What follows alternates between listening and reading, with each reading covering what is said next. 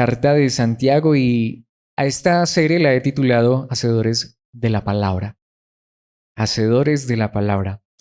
Esa frase creo que es el centro de esta carta. De hecho, así se va a llamar la serie, pero la enseñanza de hoy va a estar centrada en ese punto. Bueno, quiero dar algunos detalles, algunos datos. No me voy a centrar mucho tanto en el contexto histórico y el panorama general de la carta como tal, porque voy a hacer algo diferente. Pues primero, ya hace algún tiempo vimos un panorama general de Santiago y en medio del desarrollo de la carta vamos a empezar a ver muchos detalles de esos detalles históricos que son importantes e interesantes. Voy a dar solo unos cuantos detalles, así que no me voy a centrar mucho en ellos, sino de verdad quiero centrarme en el punto directo al cual creo que apunta Santiago. Muchos han dicho que Santiago, de hecho, hasta han dudado de esa carta. Algunos hasta no quieren esa carta por varias razones, pero una de ellas es porque Santiago no es como Pablo. Pablo es demasiado estructurado. Pablo toma un tema, lo desarrolla y toca unas doctrinas fundamentales impresionantes. De hecho, Santiago es más como leer un poco el libro de Proverbios, pero es que Santiago tiene algo puntual en mente.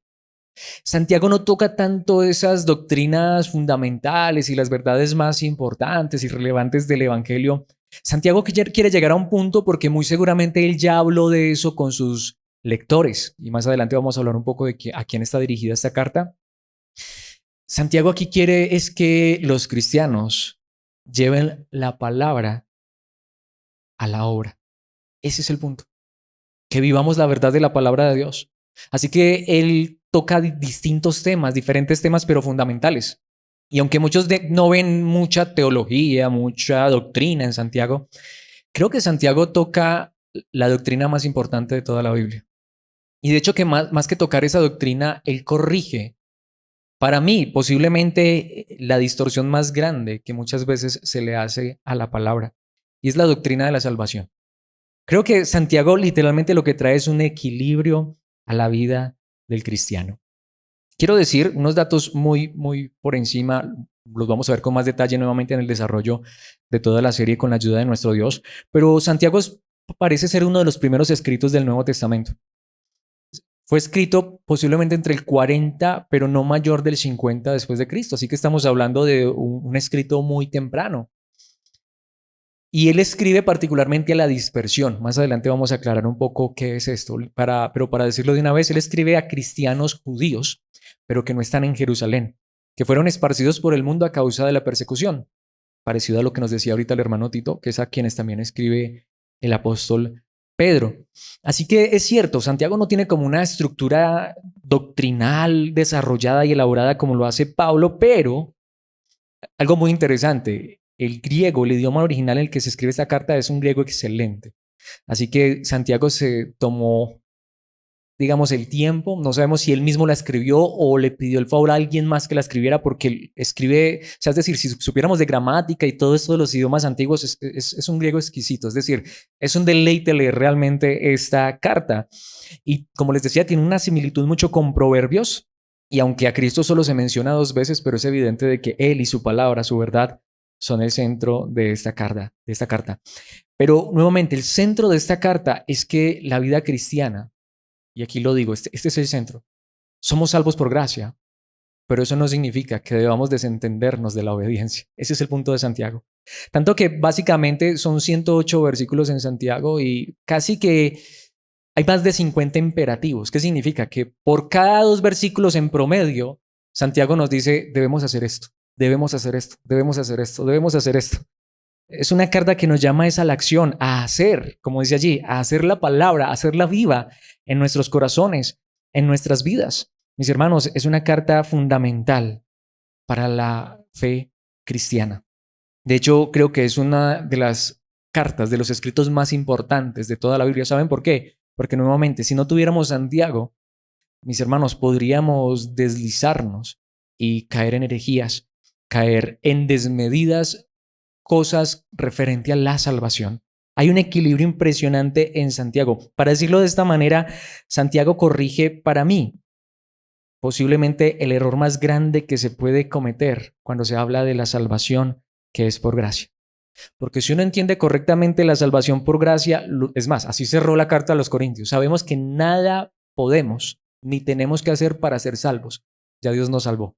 Ese es el evangelio, pero tristemente, y no es nada nuevo, precisamente por eso escribe Santiago, tantas personas cuando entienden eso, y no sé si decir entienden, porque parece ser como que no se entiende verdaderamente, pero muchas personas creen entender eso y se van a un extremo terrible. Por eso es que hay muchos que terminan negando la gracia. Es decir, voy a aclarar esto. En esta introducción me va a demorar un poco, lo aclaro. Pero, ¿qué pasa con la gracia? Nuevamente, la gracia es que no podemos hacer nada para ser salvos. Ya Dios lo hizo todo. Y lo que Él hizo es suficiente. Entonces hay muchas personas que dicen, como ya soy salvo, como ya no me pierdo, como ya no me voy para el infierno, entonces vivo como quiero. Me desentiendo de todas las cosas de Dios, pues esto es por gracia. Ese es un grave error y eso es lo que corrige Santiago. Claro, es por eso también que hay muchas personas que niegan la gracia y entonces se van al otro extremo. No, ¿cómo así que no hay que hacer nada? ¿Cómo se le ocurre? ¡Ja! Y entonces todo lo que la Biblia dice que hay que hacer, bueno, eso es lo que Santiago dice.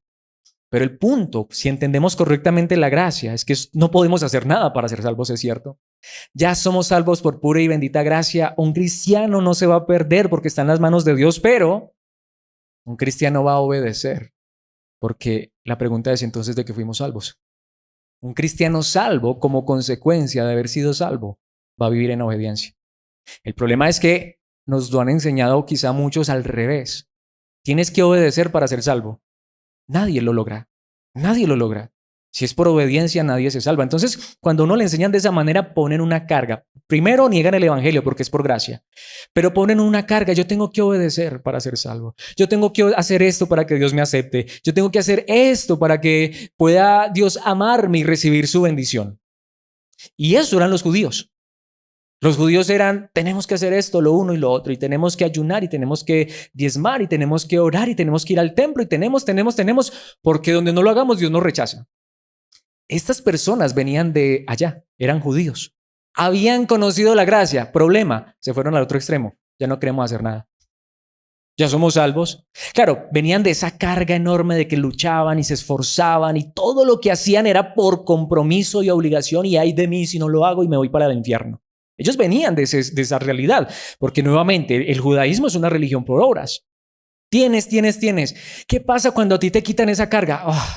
Se me quitó el peso. Qué maravilloso. Pero uno a veces corre el peligro de irse al otro extremo. Entonces ya no quiere hacer nada.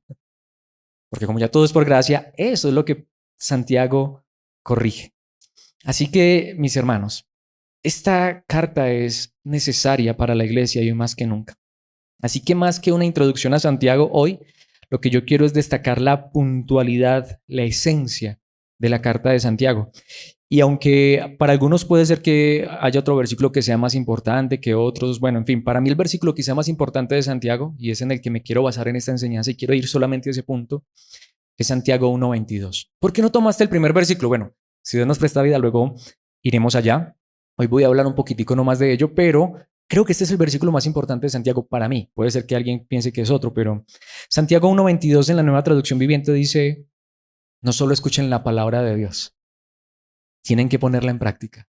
Y ahí es donde sale el título de la enseñanza de hoy y de la serie, porque el idioma original dice, sean hacedores de la palabra, no solo oidores. De lo contrario, solamente se engañan a sí mismos. Este es el punto de Santiago. Si yo escucho la palabra de Dios, si yo a través de la palabra reconozco, veo y acepto lo que es correcto y también lo que está mal, porque la Biblia me enseña tanto lo que está bien como lo que está mal en mi vida, pero simplemente escucho y luego no la pongo en práctica, no soy hacedor de la palabra. Santiago, ¿qué nos dice literalmente? Nos estamos engañando a nosotros mismos. Entonces, creo que para mí este es el centro de esta carta y por eso precisamente me quiero centrar en esta verdad hoy. Entonces, el título de la enseñanza el día de hoy es ese, hacedores de la palabra. Hacedores de la palabra. Una vez más, Santiago resuelve uno de los conflictos doctrinales más grandes de todos. Es el equilibrio perfecto. Les decía, y es verdad, por eso es que a muchos no les gusta esta carta, porque creen que esta es una negación de la gracia o es una contradicción. Tanto que algunos creen no, es que es la mayor contradicción, porque Santiago presenta algo. Santiago dice, una fe que no tiene obras, ¿salva? Porque la Biblia enseña que somos salvos por gracia, a través de la fe, sin obras.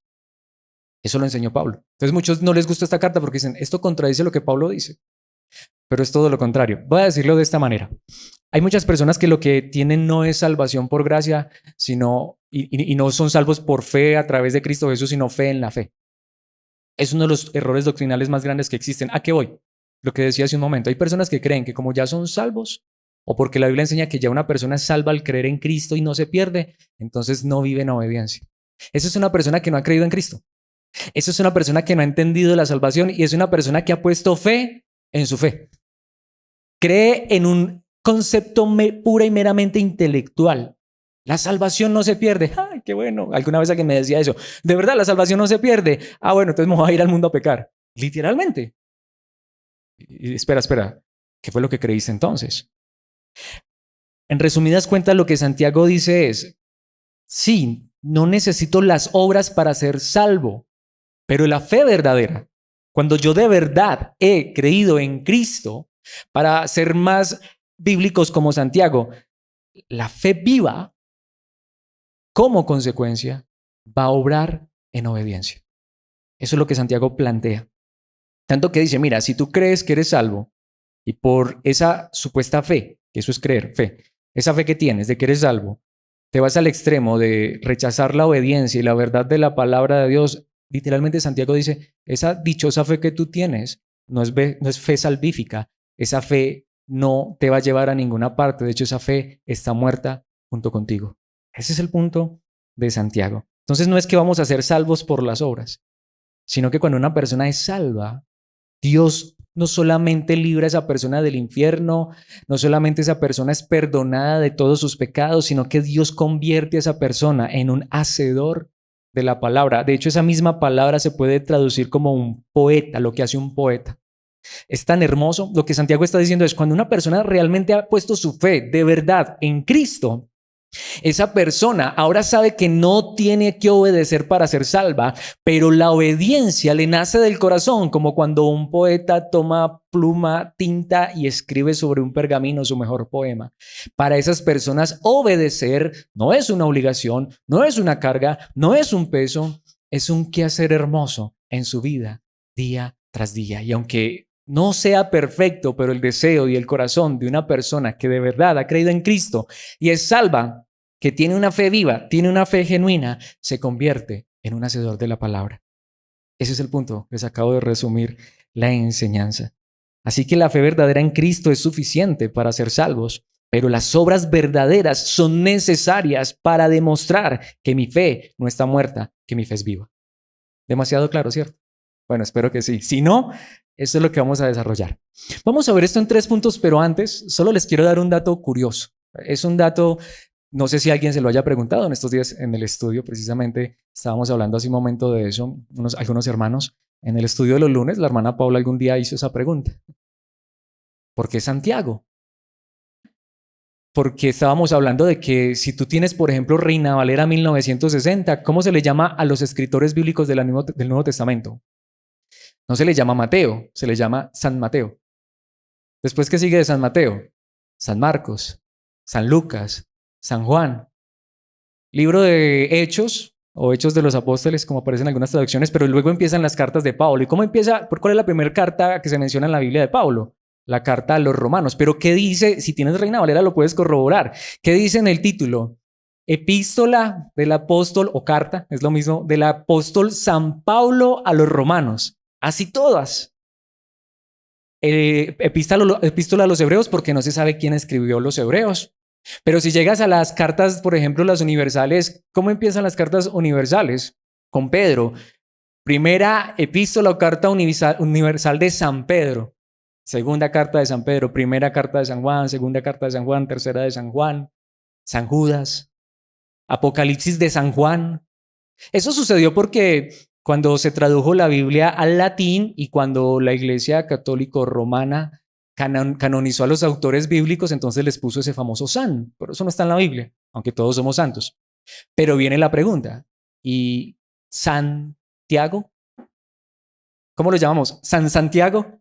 Bueno, realmente es que ni siquiera es Santiago, es Jacobo, el nombre verdadero, que viene de Jacob, del patriarca del Antiguo Testamento. Esto es muy interesante, muy importante. Nuevamente es un dato, pero creo que nos ayuda a entender un poquitico lo curioso de esta carta. Santiago realmente viene del nombre es de Jacobo. ¿Y cómo terminó eso en Santiago? ¿Cómo así que Santiago? Bueno, les quiero hacer un resumen chiquitico. En el idioma original en hebreo sería Jacob, de donde viene Jacob, ¿sí? Que era el patriarca de Israel. Pero resulta que al traducirlo al griego, que es en el que se escribe el Nuevo Testamento, es Jacobus. Así que Jacob o Jacobus, Jacob, como lo quieras llamar, era un nombre muy común para la época de Jesús. Es más, en el Nuevo Testamento se menciona a 5 personas con el nombre de Santiago. Una de ellas, uno de los abuelitos de Jesús. Lo puedes leer en Mateo, en la genealogía de Jesús. Uno de los abuelitos de Jesús se llamaba Jacobo o Jacob. De hecho, en los discípulos, en los apóstoles, había 2 apóstoles que tenían el nombre de Jacobo. Uno era el hermano de Juan, Jacobo el hermano de Juan, y había otro, Jacobo, y por eso se les conoce como el mayor y el menor. Se entiende que era por su edad. Había 2 Jacobo en los discípulos. Pero resulta que había más Jacobos. El padre de Judas Tadeo se llamaba Jacobo. Judas Tadeo era otro discípulo de Jesús, otro apóstol. De hecho, a veces se le llamaba Judas de Jacobo para distinguirlo de Judas Iscariote. Ahí van 4, nos hace falta uno. Uno de los hermanos de Jesús, sí, Jesús tenía hermanos por si alguien no lo sabía, se llamaba Jacobo. Bueno, pero todavía no nos has dicho por qué Jacobo termina en Santiago. Resulta que en la latinización y en el llevar esto al español, el nombre Jacobo finalmente terminó traduciéndose como Jaco o como Diego. De hecho, Diego es Jacobo también, como Tiago. ¿Ya lo comprendes? Y si le añadimos el prefijo San que le puso la Iglesia Católica a los autores del Nuevo Testamento, búscate una Reina Valera si no la tienes. Todos dicen San Juan, San Pablo, San Pedro, San Jacob, Santiago cuando llega al español. De ahí viene, ya les conté la historia. Por eso es Santiago, así que es San Jacobo. Pero en la latinización y luego al español se quedó en Santiago. De hecho, el nombre Tiago existe. Hay niños que les ponen por nombre Tiago. Así que es Santiago. Ok, pero ahora sí vayamos a Santiago y veamos estos 3 puntos. Creo que este es la esencia y el tema principal de esta carta maravillosa. Lo primero que nos enseña Santiago, y particularmente este versículo que acabamos de leer, con el cual nos vamos a centrar, es que la palabra de Dios nos llama a que cuando Dios salva a una persona, esa persona se debe convertir en un amante de la palabra, ser amantes de la palabra. Es el primer punto. Somos salvos por medio de la fe a través de Cristo Jesús, eso es verdad. Pero cuando Dios salva a una persona, Dios pone en el corazón de esa persona amar la palabra. No solamente aprendérsela de memoria, eso no es amar la palabra. Puede ser que haya personas que se sepan la Biblia de memoria y no aman la palabra. Y puede ser personas que no se sepan la Biblia de memoria, se les dificulte hasta aprenderse un versículo de memoria, pero conocen los principios y las verdades de Dios, saben lo que la Biblia enseña que está bien y que está mal y aman vivir conforme a la verdad. Eso es lo que Santiago plantea. Santiago plantea de que es cierto que somos salvos por gracia, pero cuando Dios me salva, Él pone amor en mi corazón por su palabra. Así que una persona que dice que es salva, pero luego rechaza la verdad de Dios, no le importa la verdad de Dios, no le interesa la palabra, no gusta de la comunión de los hermanos cuando se reúnen para estudiar juntos la palabra, debería preguntarse qué pasa con su fe. Entonces, ¿en quién creyó? Vayamos al versículo en cuestión y luego centrémonos en la primera parte de Santiago 1:22, que dice, aunque quiero aclarar que esta traducción intercambia las 2 primeras frases. Dice, no solo escuchen la palabra de Dios, tienen que ponerla en práctica, de lo contrario solamente se engañan a sí mismos. Pero centrémonos en la primera frase, aunque aclaro que en el idioma original sería la segunda, y en un momento vamos a explicar por qué. Pero centrémonos en esa primera frase, no solo escuchen la palabra de Dios. Pero esta frase ya de entrada nos dice algo. Que estas personas estaban, ¿qué? Escuchando la palabra de Dios, solamente que se estaban quedando hasta allí. Pero aquí hay un imperativo correcto, en el idioma original de hecho es un imperativo. Lo que Santiago dice es, hay que escuchar la palabra, ¿sí o no? Un verdadero cristiano, una persona que ha puesto su fe en Cristo Jesús, quiere, ama, de hecho, le hace falta escuchar la palabra. Le hace falta, no puede vivir sin la palabra. Eso es lo que dice la palabra de Dios. Claro, no nos podemos quedar solo allí, pero detengámonos en esa parte. De cierta manera y de manera muy práctica, lo que Santiago dice, un verdadero cristiano, alguien que ha puesto su fe en Cristo, escucha la palabra, que no se queda allí, pero escucha, ama escuchar la palabra de Dios. Es más, voy a traer un pasaje de Santiago, me voy a adelantar un poco. Santiago allí, en su primer capítulo, versículo 25, dice, pero si miras atentamente o detenidamente en la ley perfecta, que es una expresión que Santiago utiliza para la palabra, pero más particularmente para la ley que Dios trae, la nueva ley que Dios trae en su palabra, que es el amor. Luego veremos eso con mucho detalle si Dios nos presta vida. Pero dice, si miras atentamente en la ley perfecta que te hace libre y la pones en práctica y no olvidas lo que escuchaste, entonces Dios te bendecirá por tu obediencia. Entonces lo que quiero que veamos es que el punto de Santiago no es que vamos a ser salvos por la obediencia. Santiago dijo que si miramos atentamente la ley perfecta, que puede traducirse también como la palabra, la verdad de Dios, lo que Él nos dice que debemos hacer, si la ponemos en práctica, tanto que dice, es que esto te hace libre. ¿Libre de qué? Dios nos quiere seguir haciendo libres del pecado, de la maldad. Necesitamos la palabra y si la ponemos en práctica, si no olvidamos lo que escuchamos, allí es donde está. Vemos la promesa de Santiago. Santiago no dice, entonces Dios te salvará por tu obediencia. No. La salvación no es por obediencia, pero Dios te va a bendecir. El punto al que quiere llevar Santiago es que después de ser salvos, es tan hermoso que obedecer ya no es para ser salvos, pero obedecer aún trae bendición. Entonces esa es la pregunta. ¿Vemos nosotros la obediencia como un requisito para ser salvos o vemos nosotros la obediencia como un deseo del corazón y saber que la obediencia a la verdad de Dios nos hace libres y que si ponemos esa verdad en práctica, si no olvidamos lo que escuchamos, hasta Dios nos bendice? ¿Vemos la obediencia como una bendición? Ese es el asunto. Entonces notemos que Santiago no está hablando tampoco de salvación por obras. Santiago lo que dice es que la obediencia es una bendición para el cristiano verdadero y la obediencia nace del corazón, porque Él ama escuchar. Él está atento. Por eso una de las cosas más importantes cuando nos reunimos como iglesia es la palabra, y no una palabra emotiva, no una palabra que nos haga saltar, brincar. No, una palabra que si nos tiene que corregir, nos corrige, porque un verdadero cristiano quiere escuchar la verdad, que lo hace libre. Que si nos tiene que decir que eso que estamos haciendo está mal, que nos lo diga, porque un cristiano quiere vivir en obediencia a la verdad de Dios. Pero empieza por escuchar la palabra. Pablo se lo dijo a Timoteo en su segunda carta, capítulo 4, versículo 3. Llegará el tiempo en que la gente no escuchará más la sólida y sana enseñanza. Ya no van a querer la palabra. Seguirán sus propios deseos y buscarán maestros que les digan lo que sus oídos se mueren por oír. Esa es la pregunta que quiero que nos hagamos. Nosotros queremos escuchar la verdadera palabra, como la llama Santiago, la ley perfecta que nos hace libres. ¿Qué es lo que más anhelamos y deseamos cuando nos reunimos como iglesia? Porque llegará el momento en que la gente no se va a reunir como iglesia para escuchar la palabra. Ay, no, es que en ese lugar no cantan sino 2 canciones y luego un mensaje como de 1 hora. No, qué pereza.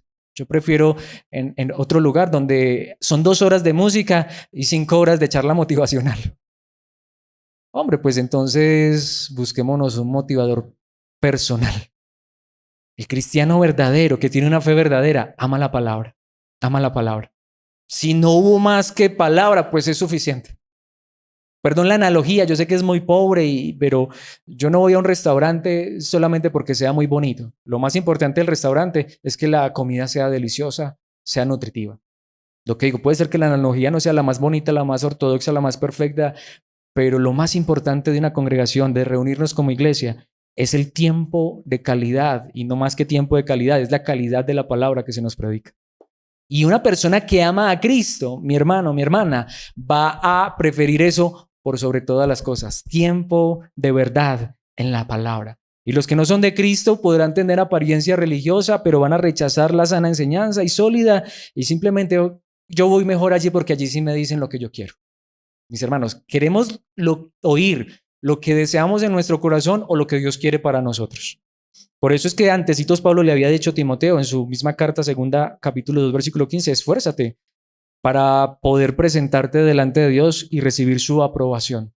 ¿Por qué? Dice, sé un buen obrero, alguien que no tiene de qué avergonzarse y que explica correctamente la palabra de verdad. Para ir al punto, lo que Pablo le está diciendo a Timoteo es esto. Mira, Timoteo, si lo que tú quieres es agradar a las personas, hay un problema. Tarde o temprano vas a tener que dejar de predicar la verdad y empezar a buscar charlas motivacionales para decirle a la gente lo que ellos quieren. Y te vas a convertir en una persona que complace a los hombres y vas a terminar llevando a las personas a la carnalidad y solamente al humanismo. Pero Timoteo, si tú te esfuerzas es por presentarte delante de Dios y a ti lo que te importa es la verdad de Dios, pues mira, Timoteo, sabes, no muchas personas van a querer eso. No vas a reunir multitudes, la iglesia frente a la cual vas a estar no va a ser una iglesia de masas. No, Timoteo, de hecho muchas personas van a rechazar esa verdad. Ese es el punto, Timoteo. ¿Qué es lo que tú quieres? Si a ti te importa la gente, en el sentido de que quieres llevar los caprichos de las personas y para ti lo único importante es tener un grupo muy grande y una iglesia muy grande llena de muchas personas, Timoteo, te tengo una mala noticia, eso solamente lo hacen los falsos maestros. Es lo que dice Pablo a Timoteo. Pero si tú te esfuerzas es por presentarte delante de Dios. Y si tú tomas la palabra de Dios en serio y al final tú quieres es recibir la aprobación de Dios, no la de los hombres, pues sabes, muchas personas no van a querer escuchar ese mensaje. Muchos se van a ir tras los cuentos, las fábulas y las charlas motivacionales. Pero sabes una cosa, Timoteo, pero Dios te va a aprobar si tú te esfuerzas por predicar la verdad. Y sabes una cosa, al final vas a terminar alimentando a las verdaderas ovejas. Así sean un puñado, las verdaderas ovejas aman la palabra de Dios fiel y verdadera. Como lo diría el mismísimo Señor Jesucristo, y con este versículo termino este primer punto, mis ovejas escuchan mi voz, dijo Cristo en Juan 10:27. Y esto lo dijo en un contexto donde él estaba hablando de un montón de personas que lo rechazaron, aunque eran muy religiosos. Si mi fe es verdadera, y ese es el punto de Santiago, una de las cosas primeras que ocurre en mi vida es que amo la palabra. Amo la palabra. De hecho, para mí esas charlitas motivacionales y esos pastores que lo que quieren hacer es reír a la gente y emocionarlos, muchas gracias. Eso no edifica mi vida, eso no transforma y cambia la vida de nadie. Yo quiero es palabra, como dice la misma palabra de Dios, alimento sólido. Yo quiero es verdad que me transforme, me cambie, que si la palabra me tiene que corregir, que me corrija. Si la palabra me tiene que decir que estoy yendo por mal camino, que me diga. Si la palabra me tiene que golpear un poquitico, pues que me golpee, pero yo sé que es bueno para mi vida porque soy una oveja de Cristo y yo quiero escuchar su voz. Como dice Cristo, yo las conozco y ellas me siguen. Ese es el asunto. Claro, esto nos lleva al segundo punto que realmente debería ser el primero, pero pues para ser fieles en este caso es traducción. En segundo lugar, ser transformado por la palabra. Por supuesto, nadie va a amar la palabra si antes no ha sido transformado por la palabra. Mis hermanos, es una consecuencia directa. ¿Pero a qué me refiero con transformado? En este punto, literalmente tenemos para una sola enseñanza y en su momento la vamos a hacer. Pero solamente quiero ir rápido, pero llegar al centro de este punto porque es muy importante. Volvemos al versículo Santiago 1:22, no solo escuchen la palabra de Dios. ¿Qué dice la siguiente frase? Tienen que ponerla en práctica, de lo contrario solamente se engañan a sí mismos. Centrémonos en esa segunda parte. Tienen que ponerla en práctica. Así que un cristiano ama escuchar la palabra, se deleita. Él quiere que el predicador sea fiel a la palabra, ¿pero para qué? Para ponerla en práctica, para ser hacedor de la palabra. Mis hermanos, ¿cómo vamos a conocer al Dios verdadero si no es por medio de su palabra? ¿Cómo vamos a creer en el Dios verdadero si no es por medio de su palabra?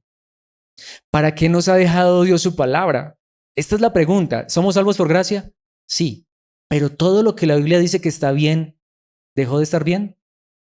¿Y todo lo que la Biblia dice que está mal, ahora ya no está mal? Esa es la realidad. Sí, somos salvos por gracia, pero cuando Dios nos salva, Dios nos cambia el corazón de tal manera que ahora nosotros queremos escuchar la palabra, pero no solo escucharla, queremos ponerla en práctica. Y ese es el asunto. No obedecemos para ser salvos, pero obedecemos porque somos salvos. Ese es el punto. Voy a decirlo de esta manera, aunque entre comillas, para una persona salva, la consecuencia natural, ya les digo por qué entre comillas, es obedecer. Ese es el punto. Pero ¿por qué pongo entre comillas natural? Porque bueno, de manera natural nadie quiere obedecer. Pero cuando Dios viene y hace una obra poderosa en el corazón de una persona y la salva, esa persona cree en Cristo. Ahora, no es natural porque eso no era lo natural del ser humano, pero ahora, digamos que de manera natural, por esa nueva naturaleza que Dios le ha implantado en el corazón, Él no solamente quiere escuchar la palabra. Él no solamente quiere reunirse como iglesia para escuchar un sermón. Él quiere poner esa verdad en práctica. Para esto voy a utilizar el capítulo 1, versículo 1. Y alguien se preguntará por qué. Bueno, ya les digo. Leamos este versículo nuevamente. No voy a ver todos los detalles, sería imposible en este momento. más adelante con la ayuda de Dios. Yo, Santiago, esclavo de Dios y del Señor Jesucristo, escribo esta carta a las 12 tribus, los creyentes judíos que están dispersos por el mundo. Solamente me quiero centrar en la primera parte de ese versículo. Yo, Santiago, esclavo de Dios y del Señor Jesucristo. Pero viene la pregunta, ¿cuál Santiago? Ahora les dije, ¿cuántos Santiagos hay en el Nuevo Testamento? 5. ¿Sí? ¿Recuerdan? De hecho, y si sumamos el del Antiguo Testamento, Jacob, el patriarca, el papá de las 12 tribus de Israel. Pero obviamente eso es el Antiguo Testamento. Bueno, en el Nuevo Testamento está el abuelo de Jesús, pero no fue el abuelo de Jesús quien escribió esta carta, obviamente. El segundo sería el padre de Judas Tadeo, o sea, de Jacobo o Santiago. Ya sabemos que San Jacobo, Santiago. El padre de Judas Tadeo, pero tampoco. Ahora, viene otro asunto. Pudo haber sido uno de los 2 apóstoles, pero es curioso. Esos apóstoles no hay registro en la historia, ni siquiera en la misma Biblia, de que hubieran escrito, y de hecho uno de los primeros apóstoles mártires fue Jacobo o Santiago. Solo nos queda Santiago, uno de los Santiagos discípulos, pero no hay evidencia de ello. Aparte de eso, es curioso, nada se dice de ese apóstol, más que era uno de los apóstoles. Pero viene el asunto, ¿quién nos queda? ¿Y qué es lo más seguro? Santiago, el hermano de Jesús. Si alguien no cree que Jesús tuvo hermanos, pues tiene un conflicto grande con la Biblia. Pero el asunto es que este hombre se convirtió en uno de los líderes más importantes de la iglesia en Jerusalén. Y la Biblia misma habla de este hombre de esa manera. Y la historia lo corrobora. La tradición más confiable lo corrobora. Y podemos estar de verdad seguros. Fue Santiago o Jacobo, el hermano de Jesús. Pero ¿por qué esto es tan importante y cómo es que este punto nos lleva a que necesitamos experimentar una obra de transformación para poder ser amantes de la palabra y ponerla en práctica?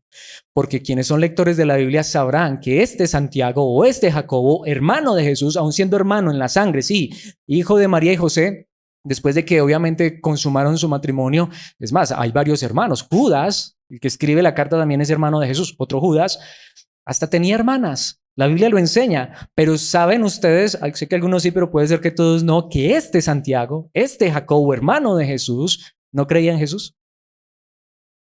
Veamos un poquitico, por eso les digo, no puedo centrarme mucho en esto, pero Mateo 13:35 dice, y se burlaban, está hablando de los opositores de Jesús, no es más que el hijo del carpintero y conocemos a María, su madre. Allí está, papá y mamá de Jesús. Y a sus hermanos, Santiago o Jacobo, José, Simón y Judas. Tenía 4 hermanos y hermanas, no sabemos cuántos, algunos dicen que 3, pero la Biblia no dice, pero tenía hermanas. ¿Sí? Pero ¿qué dice Juan 7:5? Hablando de Jesús, pues ni siquiera sus hermanos creían en él. Ahí es donde vemos, mis hermanos, uno no es salvo ni por sangre. Uno podría ser humanamente hablando hasta hermano de Jesús, de sangre, y no ser salvo. Y no amar a Dios y no amar a su palabra. ¿Notamos? Por eso, mis hermanos, aunque uno sea salvo, sus hijos no son salvos por sangre. Si Dios no hace una obra en el corazón de nuestros hijos, no hay nada.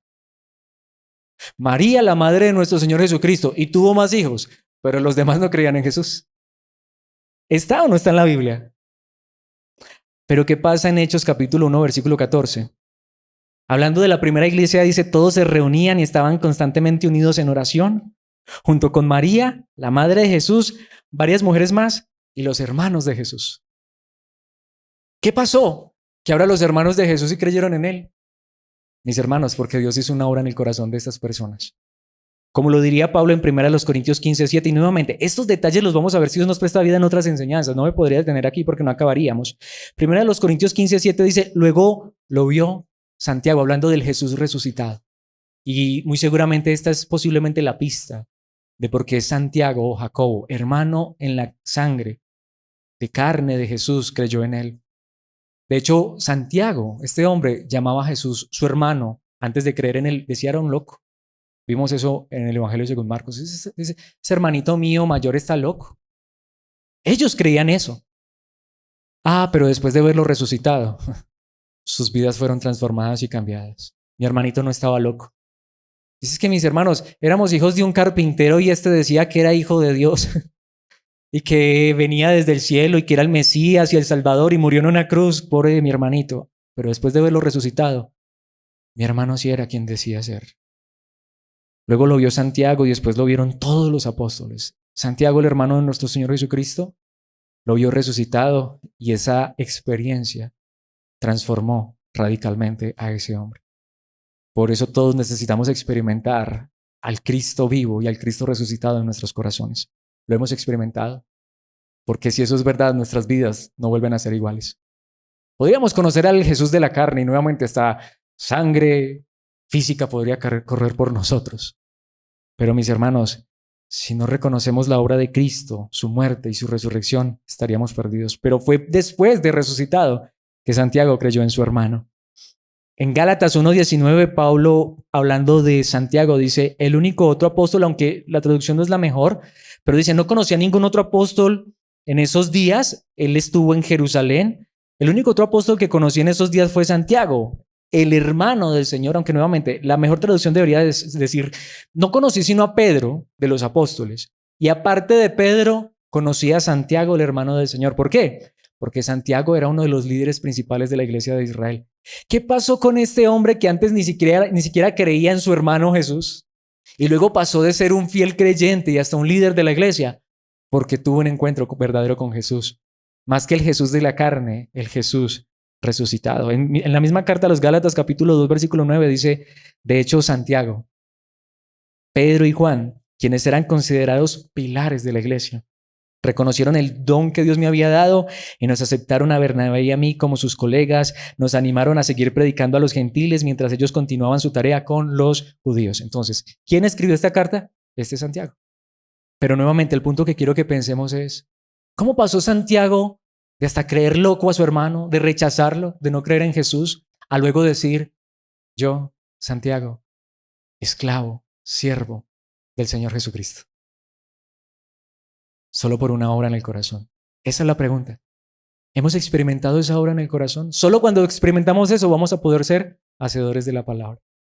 Solo cuando entendemos que este Jesús no es un hombre más que vino a la tierra. No es simplemente uno que nació de un hombre y una mujer, no. Él vino desde el mismo cielo.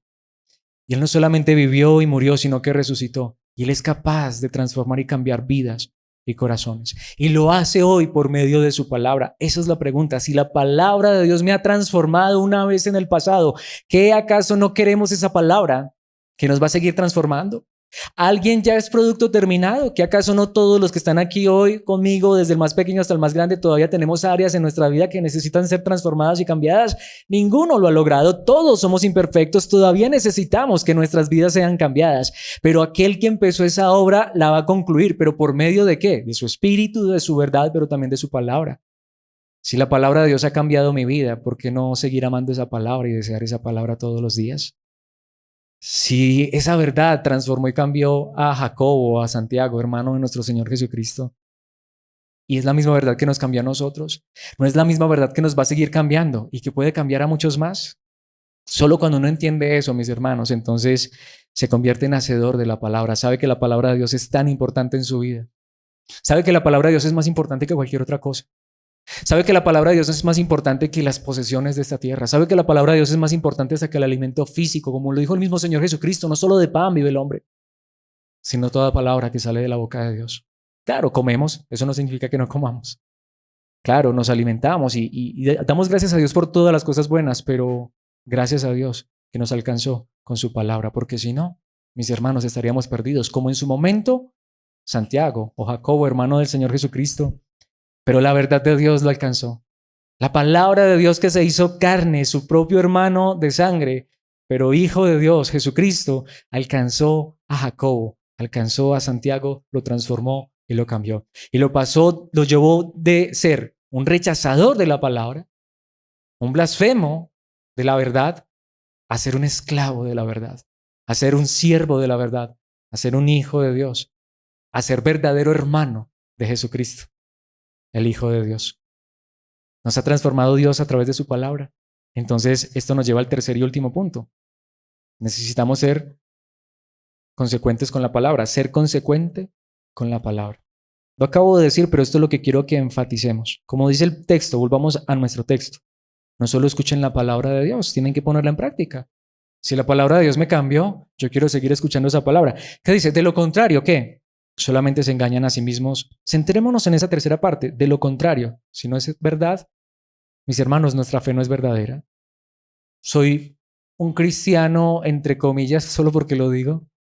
Si yo no amo la palabra y vivo en la palabra y la palabra me sigue transformando y cambiando, mi hermano, mi hermana, me estoy engañando a mí mismo.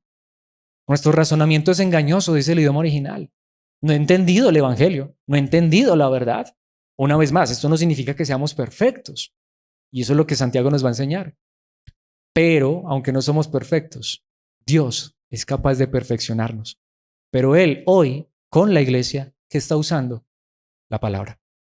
La misma palabra que nos alcanzó un día y que nos sigue transformando día tras día.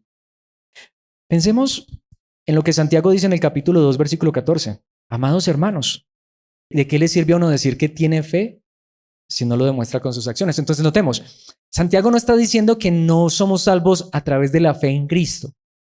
Lo que él está diciendo es, si yo digo que tengo fe en Cristo, pero no hay buenas acciones en mi vida, como dice aquí, puede, y me encanta lo que dice esta traducción, esa clase de fe salvar a alguien. De hecho, Santiago está corroborando que somos salvos a través de la fe en Cristo. Pero es lo que está diciendo, pero hay que tener cuidado porque esa fe puede ser verdadera o falsa, puede ser viva o muerta. Esa fe verdadera puede ser solo palabras que salen, como decimos nosotros vulgarmente, de dientes para afuera. Yo soy salvo por creer en Cristo. Lo que Santiago está diciendo es, listo, así es como somos salvos, por creer en Cristo. Pero si de verdad hemos sido salvos y esa fe que decimos tener es verdadera, pues esa fe se va a demostrar con acciones. Entonces notamos que es al revés. Haz esto para ser salvo. La Biblia dice, ya somos salvos por lo que Cristo hizo. Pero cuando una persona es salva, la va a demostrar con sus acciones. Porque si yo solamente digo que soy salvo, pero mis acciones demuestran todo lo contrario, ¿qué dice? Es una fe falsa. El problema no está en que la salvación no sea por gracia a través de la fe. No, no, no. El problema está en que esa persona que está diciendo tal cosa es un mentiroso. Y no solamente es un mentiroso, se está engañando a sí mismo. No ha creído realmente en Cristo. Porque no podemos hacer nada para ser salvos, pero cuando Dios nos salva, Él hace una obra en el corazón, ¿o no? Éramos uno antes de conocer a Cristo, después de conocer a Cristo, aun cuando no somos perfectos, pero somos diferentes, ¿o no? Y Él nos sigue cambiando. Puede ser que en mayor o menor grado, pero nos sigue transformando y nos sigue cambiando. Entonces, esa fe de dientes para afuera, yo soy cristiano. Espera, no me digas que eres cristiano, demuéstralo con tus obras. Es lo que dice la palabra de Dios. Es que somos salvos por obras. No, no. Pero una persona salva, en consecuencia, obra correctamente. Si no, la fe nuestra no es verdadera. El problema no está en la doctrina de la salvación. Entonces ahí es donde mucha gente dice, ay, vea, ese decía que era cristiano y se perdió, porque mire, decía que era cristiano, pero vea lo que resultó haciendo. Mire, ya vive lejos de Dios, un blasfemo, un adúltero, un fornicario, un hechicero, y decía que era cristiano. No, se estaba engañando a sí mismo. Porque una persona que realmente ha sido transformada por Dios va a amar la palabra y va a seguir ese proceso hasta el final. Sino que hay muchos que se han engañado a sí mismos y después uno dice, vea, se perdió. No, nunca fue salvo. Porque una persona que realmente ha sido salva va a ser transformada. Pero el argumento de Santiago o el punto de Santiago es, examinémonos. ¿Es nuestra fe verdadera? Entonces ahí es donde mucha gente dice, ay, sí ve que eso contradice a Pablo. No, mis hermanos, todo lo contrario. Está tan de acuerdo con Pablo que Pablo también nos lo enseñó hace muy poquitico. Segundo a los Corintios 13:5, recordémoslo. Pablo mismo también dijo, examínense para saber si su fe es genuina. Pablo es más, mejor que nadie enseñó que somos salvos solo por gracia, pero a la vez también dijo, pero tengan cuidado que no sea una fe falsa. Pruébense a sí mismos, sin duda saben que Jesucristo está entre ustedes. De no ser así, ustedes han reprobado el examen de la fe genuina. Entonces Pablo enseñó la salvación por gracia, pero Pablo es el mismo que también tiene cartas llenas de mandamientos y de obediencia, ¿o no? Pablo es el mismo y si trajera todos los pasajes, pues tendría que traer todas las cartas. Pablo es el mismo que dice, no, no erremos. Los fornicarios, los borrachos, los adúlteros, los hechiceros, no heredarán el reino de los cielos. Eso mismo también lo dice Pablo, un hombre que enfatizó mucho la salvación por gracia. Entonces no es que Santiago esté en contra de Pablo, sino que Santiago está diciendo, espera, espera, no me digas que eres salvo y luego vives como el diablo. Entonces, ¿de qué fuiste salvo? Esa fe tuya es falsa, es mentira. Eso es lo que la palabra de Dios está diciendo. Pablo lo dijo en 1 Tesalonicenses capítulo 5, versículos 22 al 24. Aléjense de toda clase de mal.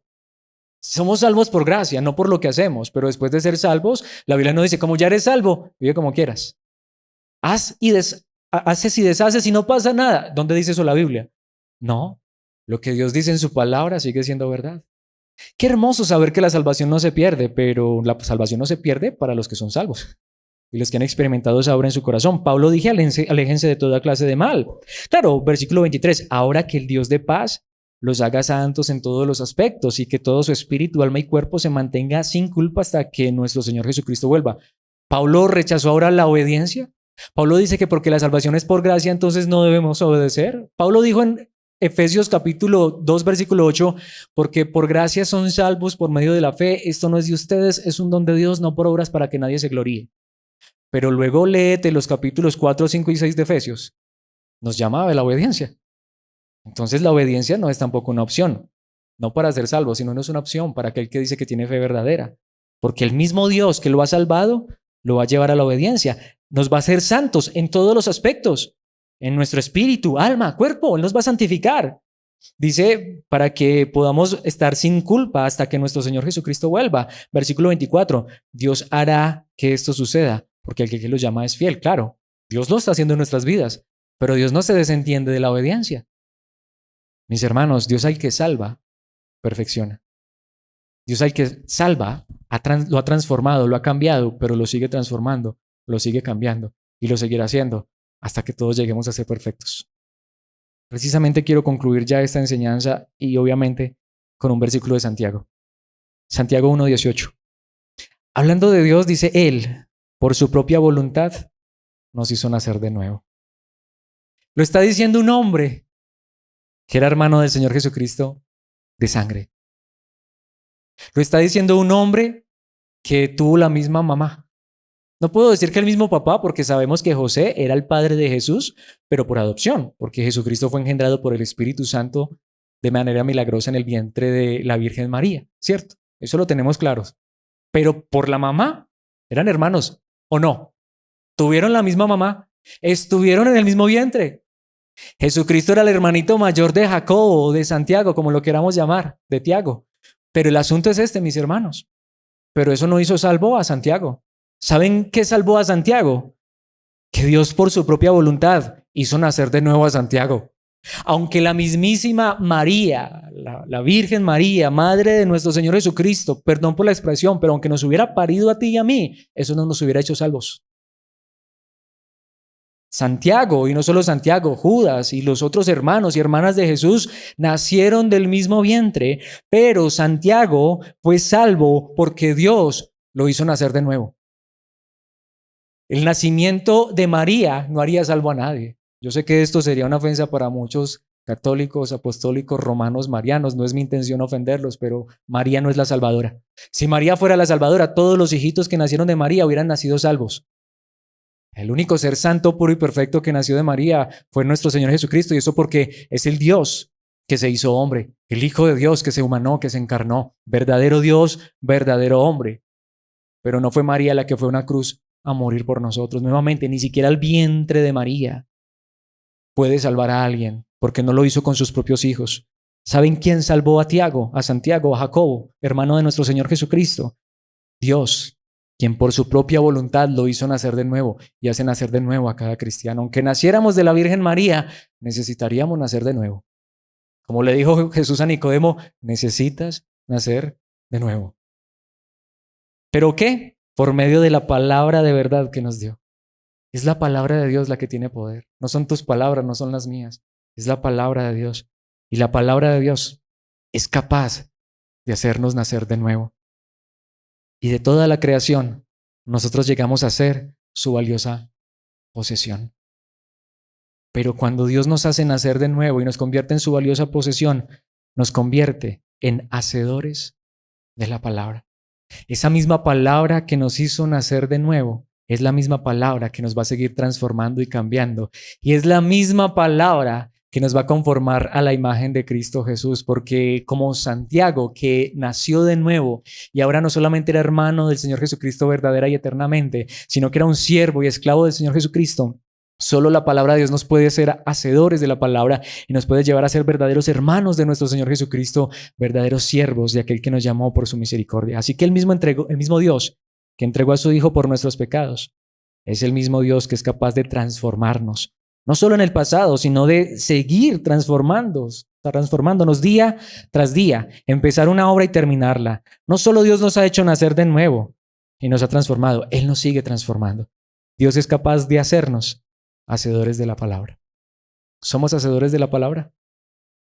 Pidámosle a este Dios que es capaz de salvarnos y de transformarnos, que nos haga hacedores de la palabra. Y si ya somos hacedores de la palabra, que ahora más que nunca le digamos, Señor, enséñame lo que es bueno, lo que es correcto, y ayúdame a hacer tu voluntad. Padre nuestro que estás en los cielos, gracias por tu palabra que nos hizo nacer de nuevo, tu verdad, la verdad de tu amado Hijo Jesucristo. Señor, en esta hora tú conoces cada corazón, tú conoces cada vida, tú sabes quién ha nacido realmente de nuevo y quién quizá no. Espero que no, pero tú lo sabes. Ojalá que no, pero Padre, si aquí hubiera una persona que no ha nacido de nuevo, si yo mismo no he nacido de nuevo, solo tú me puedes hacer nacer de nuevo. Claro, es a través de tu Espíritu, es a través de tu amado Hijo Jesucristo, pero hoy es a través de tu palabra quien nos enseña la verdad de Cristo, la verdad tuya, la verdad de tu Espíritu. Así que Señor, si esto no fuera real en nosotros, haz que nazcamos de nuevo. ¿Y cómo saber si hemos nacido de nuevo? Bueno, porque cuando tú haces que alguien nazca de nuevo, tú lo conviertes en un hacedor de tu palabra. Ahora esa persona quiere amarte, amar tu palabra y vivir en obediencia y santidad. Aun cuando fuera de manera imperfecta, esa persona va a buscar desde su corazón, con la fuerza que tú le das a través de tu espíritu, a demostrar que su fe es genuina, que esa profesión de fe, somos salvos por gracia, no solamente una declaración doctrinal, sino una verdad doctrinal que obra en nuestros corazones. Ayúdanos a ser hacedores de la palabra. Tú que nos hiciste nacer de nuevo, por favor, sigue transformándonos y cambiándonos por tu palabra. Haznos amantes de tu verdad, pero hacedores de tu verdad, para que no nos engañemos a nosotros mismos. Que si en este momento estamos reconociendo que no somos hacedores de tu palabra, que a lo mejor escuchamos la gracia y la gracia nos llevó a alejarnos y a pensar que ya no pasa nada, que nos podemos relajar, que esto ya no tiene nada que ver con nosotros, esto de vivir en obediencia y santidad, a la final ya somos salvos. Señor, cambia ese pensamiento y ayúdanos a entender que estamos errados, que esa no es la gracia verdadera. Es cierto, nada podemos hacer para ser salvos. Lo que tu amado Hijo Jesucristo es suficiente, pero que como Santiago, como Jacobo, podamos experimentar esa obra regenerativa en el corazón, esa obra de transformación, y que podamos ser tomados en tus brazos y que ahora con esta nueva naturaleza amemos la obediencia y dependamos de ti en cada aspecto, pero que deseemos de verdad seguir siendo transformados y cambiados hasta que alcancemos esa estatura del varón perfecto, hasta que todo nuestro espíritu y alma y cuerpo sean irreprensibles, seamos santos en todo. Obviamente ninguno lo ha logrado, yo no lo he alcanzado, no lo he logrado, pero que como dice el apóstol Pablo y también como dice Santiago, que nosotros podamos mirar en la perfecta ley, que podamos mirar en tu palabra, amar tu palabra y pedirte que nos ayudes a ser conformados a la verdad de tu palabra en Cristo Jesús. Esta es nuestra mayor necesidad y nuestra mayor petición, no solo hoy, sino cada día de nuestras vidas, hasta que lleguemos a la eternidad. Esto te pedimos en el nombre de tu amado Hijo Jesucristo. Amén y amén.